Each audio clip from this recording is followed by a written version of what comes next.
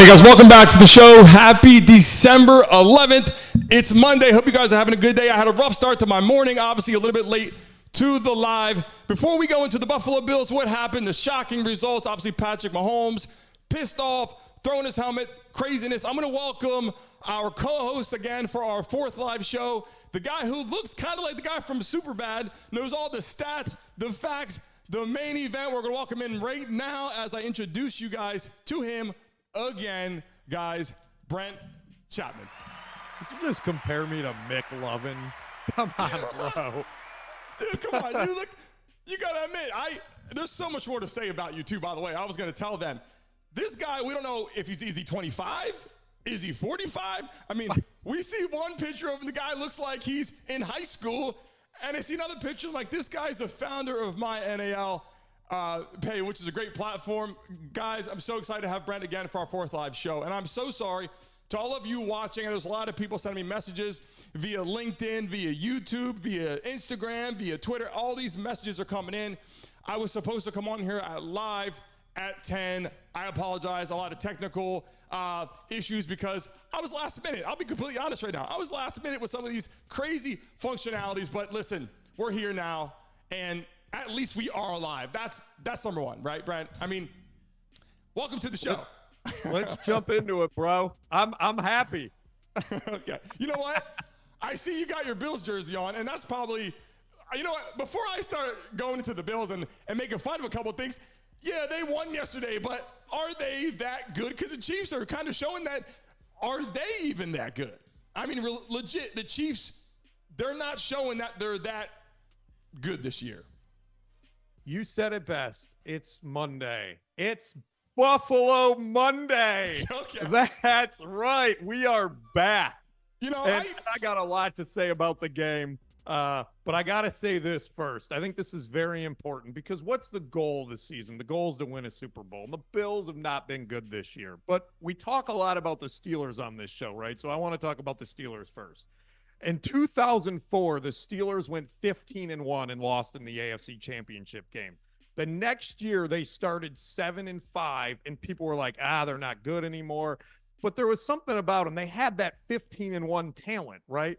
Well, they went on, right, to win their last 4 games of the season and then roll through the playoffs as the 6th seed and win the Super Bowl. Because the talent was there, but they just hadn't brought it together yet in this season. Now, here's where I'm going.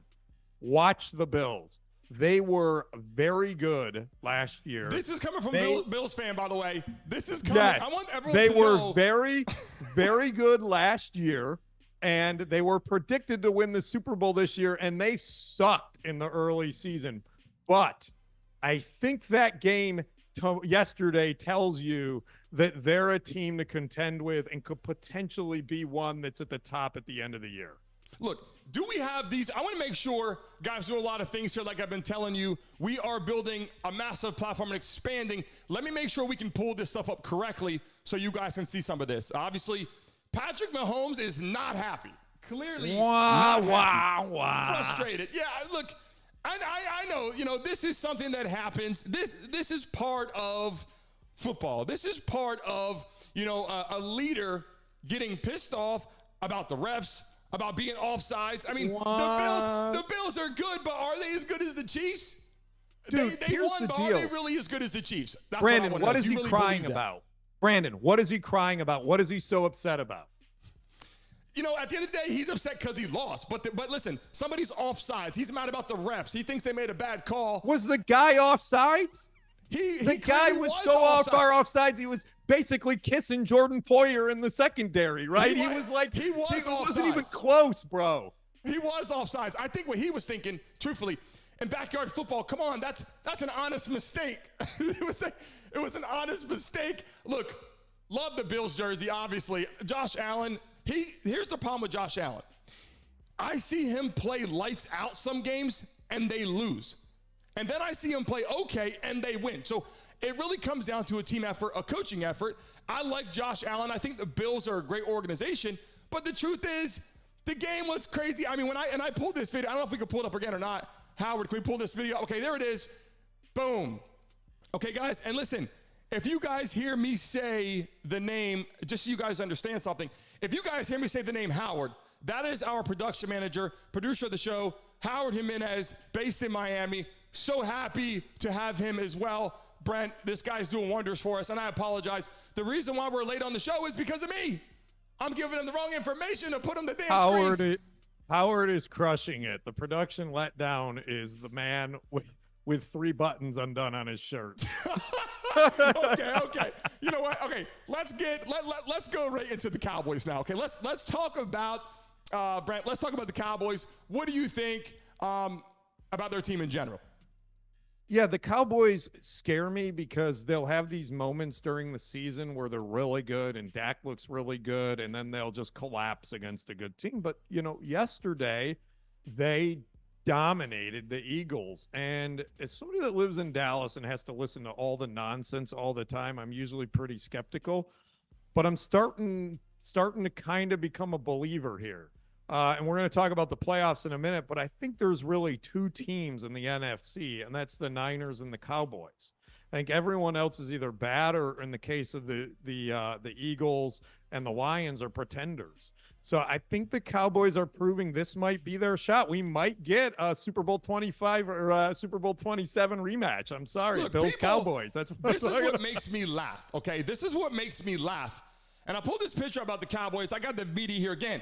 If we pull up something that's not working out, I apologize. A lot of these new functionality. So Dak Prescott is getting a lot of love and support, and then he gets hated on, and then it's love and support.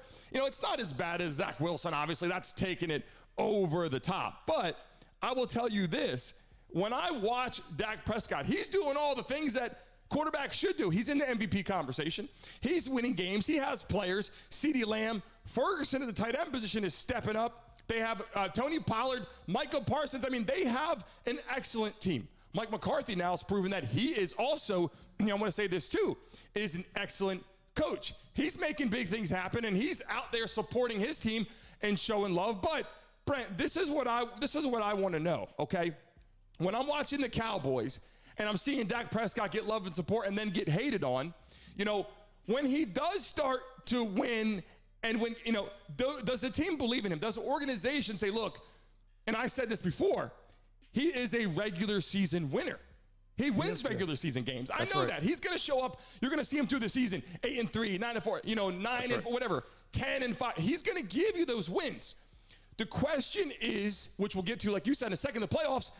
When you get to the playoffs, are you the quarterback that's going to get you further into the playoffs? You're not just a wild card team. You want to have home field advantage. You want to get further in the playoffs.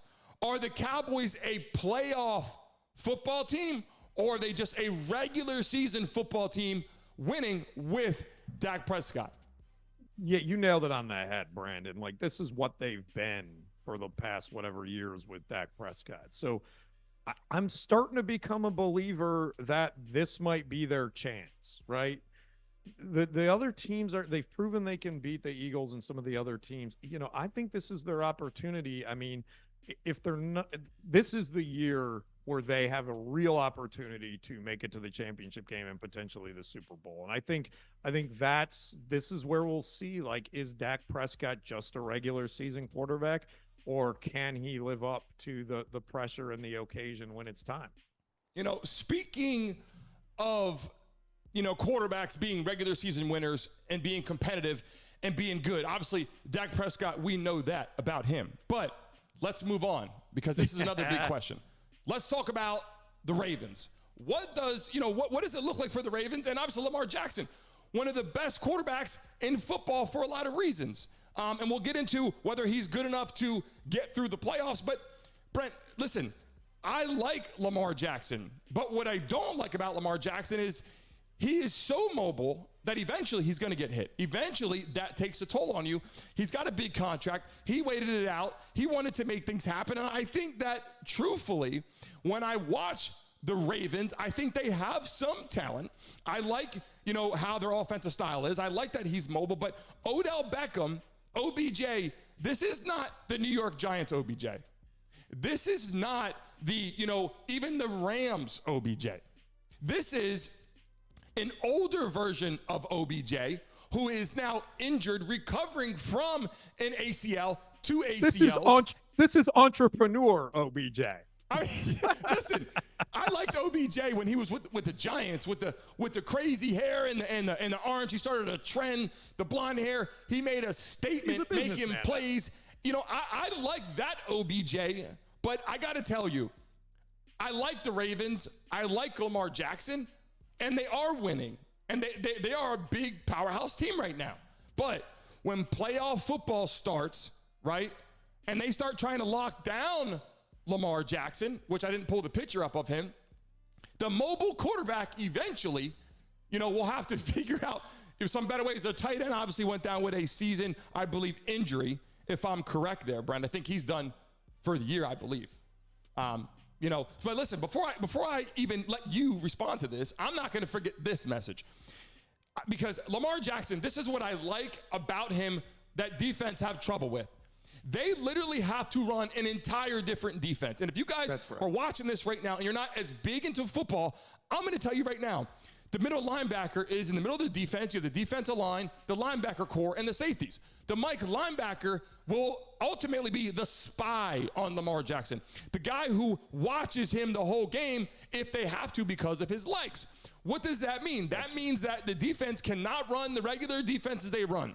They have to set up a lot of times in man-to-man coverage because they have to have that one person there that is spying Lamar Jackson. And when they do that, as a defensive back, you are chasing receivers down the field, and as you're chasing receivers down the field, your back is to Lamar Jackson, and that's when Lamar Jackson is running for first downs and touchdowns. Well, you know, if you tuned in to see Skip Bayless and Stephen A. Smith, that's not what Brandon and I are, at least not on this time, because I tend to totally agree with them, right? This is typical Ravens. We've seen this movie before. Ravens start hot, beat up on a bunch of crappy teams. Lamar Jackson is awesome. And then they get smoked in the playoffs by good teams and better teams and people that can stop Lamar Jackson, right? And I'm also waiting for my annual late season Lamar Jackson injury, which parlays into a business decision that I don't want to play because I don't want to hurt myself worse. So you're looking for an injury, Lamar Jackson. God bless Lamar Jackson. One of the best players to run with his legs, getting it done. I love watching Lamar Jackson. I love watching him too. 100% put a Lamar Jackson jersey on. He's one of the best players to watch from a position of entertainment, right? Running around is going to get you hurt. And I think Jalen Hurts has said, look, I'm not going to do as much as that. But guys like your guy, Josh Allen, is running all over the field, which he's also getting really close to getting his clock cleared. Brandon, I got a take on Lamar Jackson, and I'm curious on your input on this, right? Now, you know this, having been a very successful high school player, you know, youth, middle school, high school. What happens at those levels?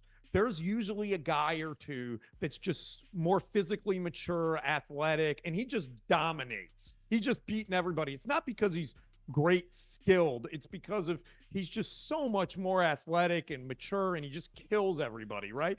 And then as he goes up in the levels, it gets harder and harder and harder. And eventually, unless that guy becomes more skilled and can actually throw and do some of the other things that are required, he ends up kind of usually falling off, right? I'm sure you saw that in middle school, high school, and even in college. Yeah.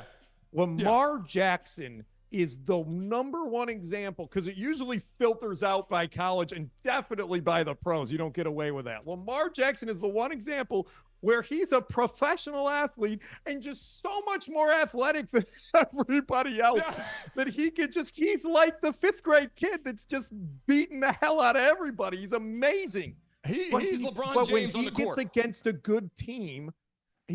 a good team and smart coaches, they shut him down. And that's I agree. He's like LeBron James from middle school to high school. It was like, how can we, like, when you play against LeBron James in high school, you're like, okay, this is ridiculous. I mean, let's move this man up now. So I get it. He was doing that for a long time. Once the coaches shut him down, that's going to go on the promise. Let's go right in right now, Brent. Let's talk about the playoff picture right now. What do you think what's going on? Obviously, into the playoffs, you know, I understand a couple things right now that I think make the most sense. Any team can be good in the regular season. And that's why we talked about Dak Prescott and the Cowboys. Any team can be good in the regular season. Playoff football is where teams shine. wild card teams that were terrible from the beginning and came back. Why? Because of team morale, adjustments by the coaching staff, the great trades they make. Coaches find great players. The Patriots did it for a long time. I mean, Tom Brady can go to Walmart and find a receiver. And, hey, I like this guy. This guy's shifty. He's quick. Let's put him in slot. They did this. They literally showed how to become a great organization. Playoff for 20 years. So for 20 years, Brady went Walmart shopping. There you go. I mean, he went Walmart shopping, found a receiver. Tell me this, Brent. When you're watching the playoffs, who do you have leading in the AFC into the playoffs, and who do you have in the NFC? Those two of your favorites, obviously, put your Josh Allen jersey behind for a second. If you like the Bills, fine. But who do you really have the best in the NFC, the best in the AFC? I think the NFC and AFC are very unique this year. NFC is top loaded. Like I said, there's 4 good teams. You got San Francisco, Dallas, Detroit, and Philly, and I'll get to them in a minute. The AFC is the opposite. The AFC has, I think it's 8 or 7 and 6 teams. Now that's crazy. That's like 8 teams for 3 wild card spots. Cleveland, Pittsburgh. By the way, Pittsburgh fan, what did I tell you on Friday? Relax. Here we are on Monday, and they're at the 6th seed in the playoffs. So you just gotta chill, all you Steelers fans to relax and stop waving your terrible towels, because and listen, we're gonna pull up messages for people to see, because I got tons of messages, and I'm gonna pull them up, not on this cast, where you can see what people said to you, Brent, specifically saying, you know what you're talking about. There's more than 3 coaches. There's not just, those 3. There's so many back in history. And you're like, listen, those are the 3 coaches that everybody really knows. But, literally, Brent is telling Steelers fans to relax. Brent, again, I didn't mean to cut you off. No problem. Go ahead. So you got Pittsburgh, Indy, Houston, Denver, Cincy, Buffalo, right? Now, when you look at that's a mess. And historically, some of those teams aren't very good. So when I'm looking back at his talent, kind of the success in the past, right? Looking at the quarterbacks, these are the quarterbacks that are fighting for 3 spots. Flacco, Pickett, Minshew, Stroud, maybe Davis Mills, Browning, Wilson, Russell Wilson, and Josh Allen. Like, who you taking in that? Maybe Russell Wilson, maybe Josh Allen, right? This is why I ain't picking Joe Flacco to take me to the playoffs, bro. Listen, if you're just jumping in here, and I know I came on late, we screwed that up, and I apologize on me. But at the end of the day, we'll be on every day at 10 o'clock to 10:30, hopefully to 10 to 11. But, the reason why Brent is the co-host is not because of his good looks. We know his good looks on here. We already know that. That's not why he's here. Hey, missed that you just called me McLovin 10 minutes ago, bro. No, you're the guy. You're Seth Rogen. Listen, you're Seth, the other guy. Listen. Oh, Seth Rogen. That's not. Yeah, that's who you are. Better. Is Brent? I want people to guess. Is Brent 18 years old or is Brent 40 years old? When you're watching him right now, the stats, what he brings to the table.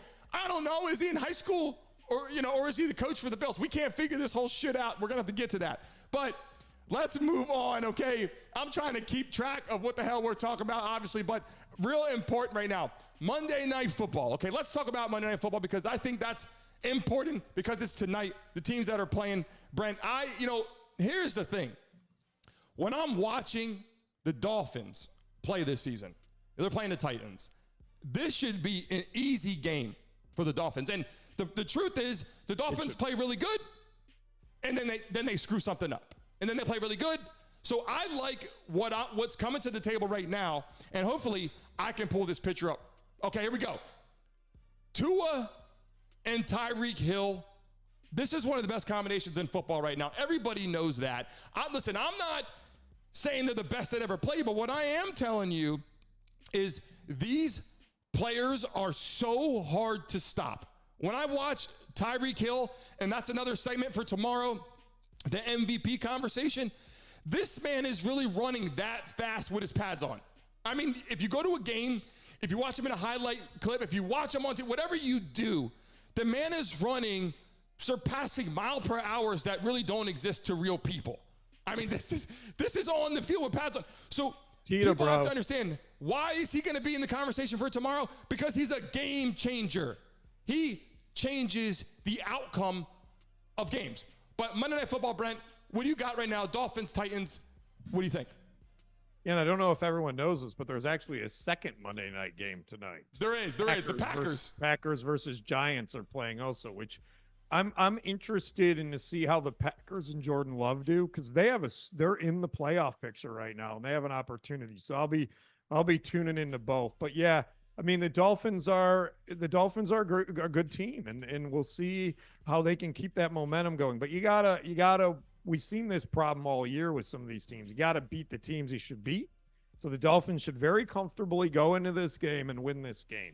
If they don't, that might tell us a little bit about, sort of the future of where this lies. But right now, they're the second best team in the AFC. And we'll see tonight will kind of give us a clue on, can you take care of business?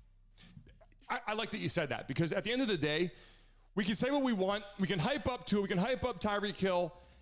You have to win in the National Football League. We've seen so many upsets this year, and I'm not going to name them all because God forbid you make a mistake. Let me tell you something. I literally said the Jets upset the 49ers, and it was the Browns. God forgive me. I know the Jets did not. I know it was the Browns. When you come on here and you talk and you build the show, the Jets upset the Eagles, the Browns upset the Niners. I know that. People watching If they saw how many buttons you had to push, they wouldn't be giving you such a hard time about God forbid, as we expand the show, again, Howard Jimenez, production manager, thank you for all your love and support. I can't thank you enough here on the live. I'm doing that, not just to you on the phone, because I really appreciate you. Thank you. Behind the scenes, getting it all done last minute while I'm trying to do my wardrobe change and put on a shirt that could be borderline wrinkled. And, we have our guy here wearing the Josh Allen jersey. We have Howard Jimenez in the background running around scrambling while we're saying, come on, bro, start the countdown. Start the countdown. We got to go now. So, guys, sorry for coming on late. And, Howard, again, thank you. Let's move on. What are we on here? We're on number 5, number 6. Let's talk about the Heisman and go right into what you think, Brent. Do you think that he deserved the win? How it works out? I mean, a lot of people now are also skeptic of how they pick college games and, how they do the finals, which we're going to 12 in the playoffs next year. What do you think about the Heisman? Yeah, I mean, so Jaden Daniels, the quarterback at LSU, won the Heisman. He's the second quarterback at LSU to win, with Joe Burrow, pronounced Reaux, for those that don't know. He in the third LSU player overall. So, was he the best player in the country? I personally like Michael Penix Jr. I just thought that, the way that he brought Washington to the stage, I mean, heck, they should have been the 1 seed in the CFP, right? So, I mean, that was my guy. I thought he was dominant, and I would have voted for him had I had a vote. They don't ask me. But Jaden Daniels was deserving. I mean, statistically, he led the nation in total offense, passing efficiency, points, rushing yards. He threw 40 touchdown passes. He had 10 running, 1,100 yards on the ground. I mean, he played really well, and he deserved to win it, right? And so, congrats to him. And one thing I'll say about Marvin Harrison Jr., and I'm sure we'll talk about this more tomorrow, but, Marvin Harrison Jr. was in this Heisman voting. He wasn't even the best receiver in the country, and they're talking about getting him $20 million in NIL deals.